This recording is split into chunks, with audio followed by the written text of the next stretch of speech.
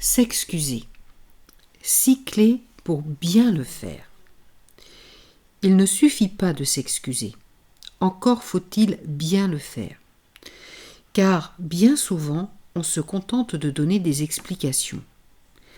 D'après une étude américaine, considérée comme la référence sur le sujet, 6 éléments ont été identifiés comme réellement déterminants pour des excuses vraiment réparatrices. Des mots blessants, des oublis vexants, des erreurs et des fautes lourdes de conséquences.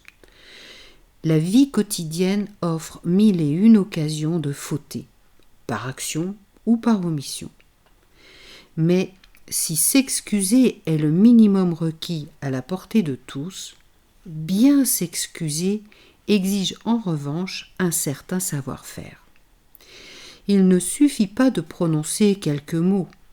Encore faut-il suivre les différentes étapes qui permettent de réparer la faute ou la blessure subie. Selon l'Américain John Kim, autoproclamé le thérapeute en colère, nombre d'entre nous croient le faire alors qu'ils ne donnent que des explications, comme s'ils se justifiaient ou prenaient leur propre défense. Or, il est impossible de bien exprimer ce que l'on ressent quand on est en position défensive. Pas de vraies excuses sans la reconnaissance de la peine que l'on a infligée à l'autre, écrit en substance le thérapeute.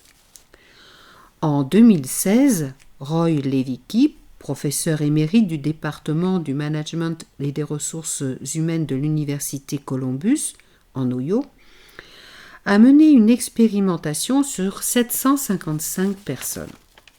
Le thème : quelles excuses sont vraiment réparatrices ? Au final, 6 éléments ont été identifiés comme réellement déterminants. L'étude, qui a connu un effet viral, est depuis considérée comme la référence sur le sujet.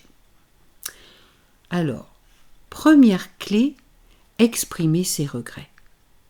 Je suis vraiment désolée. Je regrette tellement. Exprimer ses remords clairement, sincèrement si possible, est le point de départ incontournable.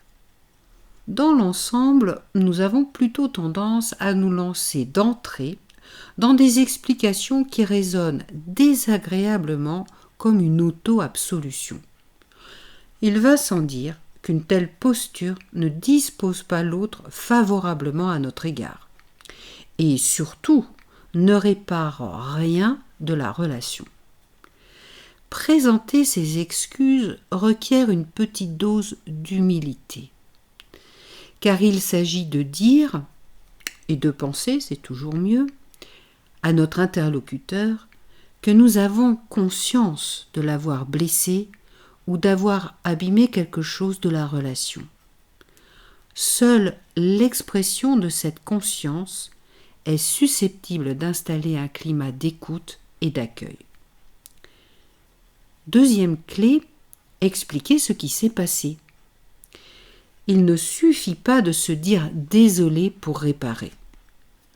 Prendre le temps d'expliquer ce qui nous a conduit à blesser l'autre, volontairement ou non, est nécessaire pour exprimer la valeur que nous accordons à notre démarche, donc à la relation. L'important est que notre interlocuteur comprenne comment nous avons fauté. Contexte, état d'esprit, malentendu éventuel. Ces informations l'aideront à se faire une idée plus précise de ce qui était en jeu et du pourquoi de la transgression, ce qui l'aidera à choisir de manière éclairée s'il décide, plus tard, de passer l'éponge ou pas.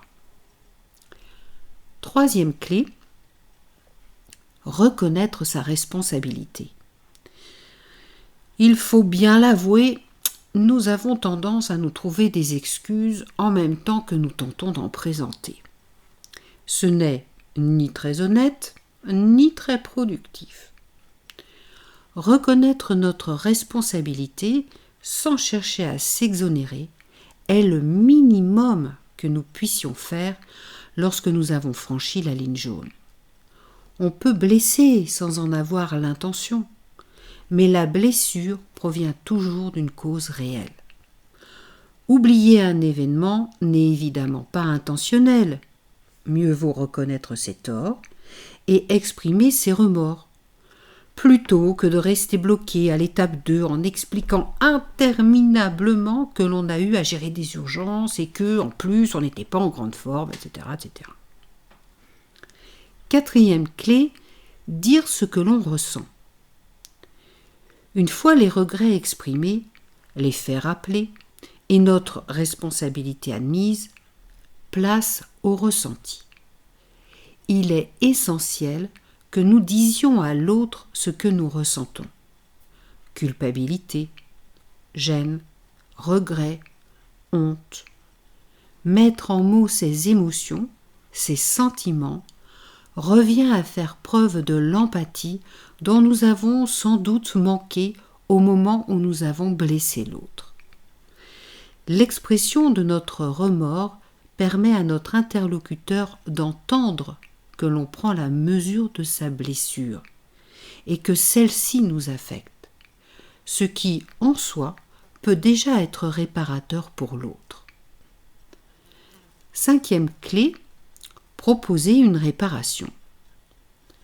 Cette étape vaut surtout pour les dommages quantifiables, matériels, mais pas seulement.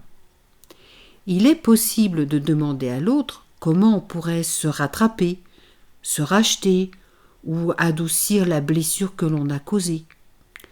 Il ne s'agit évidemment pas d'acheter sa paix ou de s'acheter une bonne conscience, mais de proposer de réparer, de la manière qui conviendrait à l'autre, le dommage qu'on lui a fait subir. Enfin, sixième clé, demander pardon.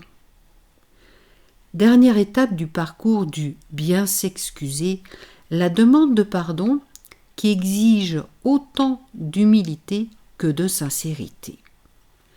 Le pardon est une offrande visant à rétablir un équilibre rompu, un contrat trahi, mais libre à la personne qui a été lésée de l'accorder ou pas. Et il faut l'accepter. On a trop souvent tendance à croire que le simple fait de l'exprimer entraîne le consentement de l'autre. C'est oublier que le refus de pardonner est parfois la seule manière de se réparer. Mieux vaut mettre tout son cœur à demander sincèrement pardon et vivre pleinement sa dimension libératrice et réparatrice. Au revoir.